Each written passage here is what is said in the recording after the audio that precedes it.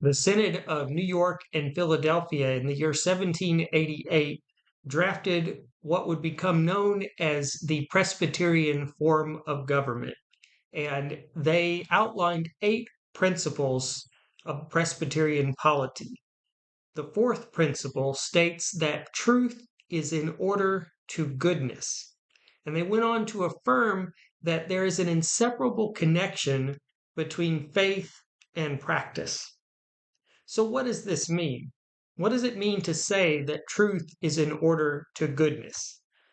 Well, to understand this, we have to go back to the Swiss Reformation and piece apart how Renaissance humanism had an influence on the Swiss Reformation, because all the reformers were humanists, at least in Switzerland.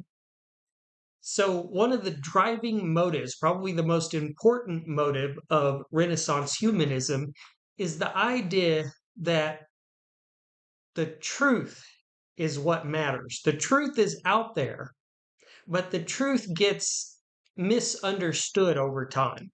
So, in the beginning, an author publishes a book, but over the centuries, other authors come along and they publish books that try to describe what that original author said. Their books are secondary sources. They're commentary on the original, but they're not the original. And humanists believe that with the passage of time, corruption distorts the truth. So if you want to find out what somebody truly and really meant, then you have to go back to that author's original writings in their native tongue. You have to read the primary sources in their original language to discover the truth. Basically, you have to go back in time, if you will. This is probably the most important principle of Renaissance humanism. And this was adopted by the Swiss reformers very early on. And they described this in terms of their doctrine of God.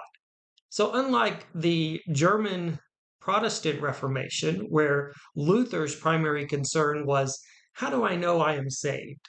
How do I find a loving and merciful God? That was not the driving question of the Swiss Reformation. It was a fine question, but the Swiss reformers asked a different question.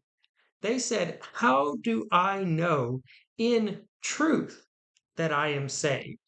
How do I have certainty that my faith is a saving faith? It's certainty, it's the quest for truth that's most important to the Swiss reformers. Faith is knowledge of the truth.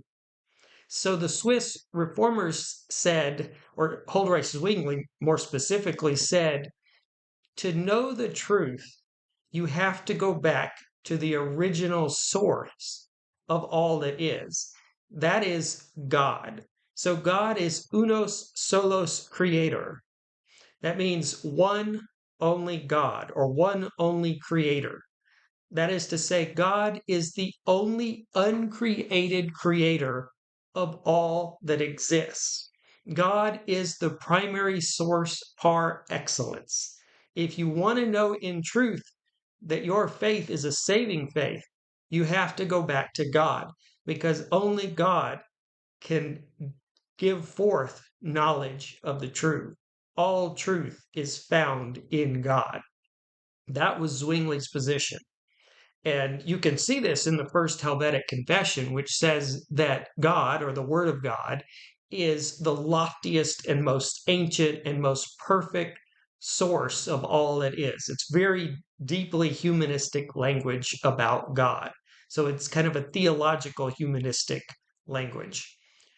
Now, there's another motive of Renaissance humanism that's equally important, and that is that humanists believe you can educate humanity into moral living. So, with an educated society, you develop a good or a just society. You promote social righteousness through education. The acquisition of knowledge leads to and cultivates social righteousness.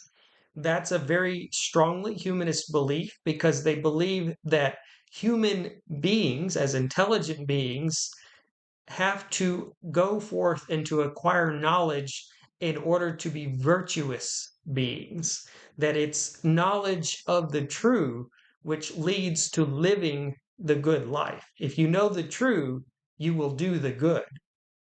So the Swiss reformers took this theologically and says, if you have right knowledge of God, you will live rightly.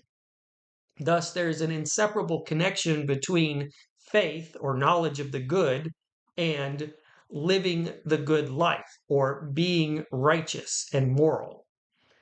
This is very similar to what Latin American liberation theologians say today, that there's an inseparable connection between orthodoxy and orthopraxis. Orthodoxy means right knowledge, and orthopraxis means right practice or right action.